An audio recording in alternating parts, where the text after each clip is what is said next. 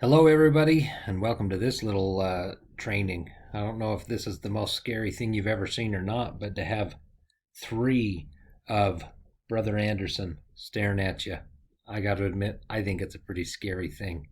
Um, but here we go. This little training is just to show you how to do breakout rooms. So all I've done here, just to let you know, is I've got my computer in front of me.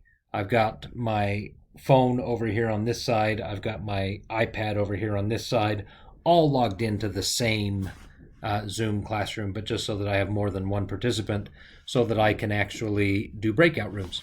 So here's how you do it. When you are the host of the meeting, you're allowed to use breakout rooms.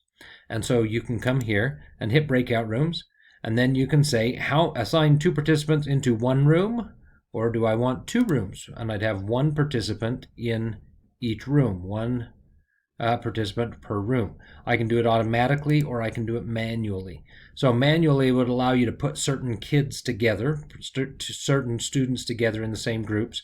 Automatically would just kind of randomly throw people into different groups. And so I hit create rooms, and it does, and it shows me there my phone and Kelly Hipster Anderson. I don't even know where that comes from, but that's apparently what my oh, I know what that's from. That's from when I had hip surgery. I made that name on my phone. But anyway, I open all the rooms, and then people can join the room. And so I'll join it on my phone. I'll join it on my iPad, and they both go into those breakout rooms. And so you can now see that I'm left here in my computer room, in my main room as the host. Now, if I wanted to go and join one of the breakout rooms, I just click here on Join Breakout Room number 1 and click Yes, and then it will take me, it takes a minute to make the transition, but it's going to take me into that room with my other self. There we go. And so now we can see in this room that I'm there with my phone, and we're in there together. And so I can then check up on that class or that small discussion group, make sure they're on task, things like that. And then when I want to leave that room, I just click on Leave and return to the main session. And then when it returns me to the main session, I can then go visit one of my other breakout rooms, just like this. Oh, let's get rid of that poll. But I can get into this other breakout room by just clicking here on breakout rooms again. And so then I could go to room number 2. I'm not actually going to go to room number 2 just because I don't want to right now. But this is another handy thing. I can hit broadcast a message to all.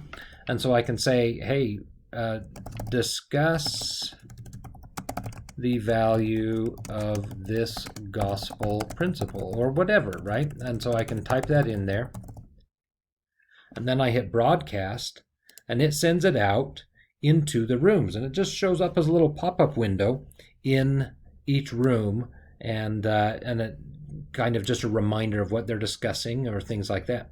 When I'm ready to close out the discussion and close out the breakout rooms, I just click here on Close Rooms, and it says right there, all rooms will be closed in that many seconds.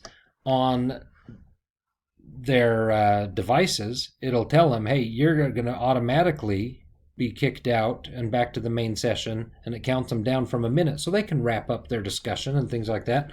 Or they can click Leave Now, and it will automatically bring them back over to the main group.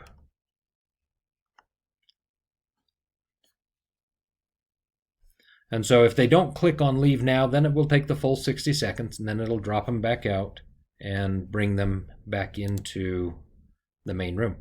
So that's how you use breakout rooms. I really think that's going to be a very, very handy piece of the online classroom using Zoom, and allowing our students to be more interactive with each other in discussing the gospel principles we find and how they apply in their lives. So I hope you find that useful, and we'll see you for some more trainings a little later.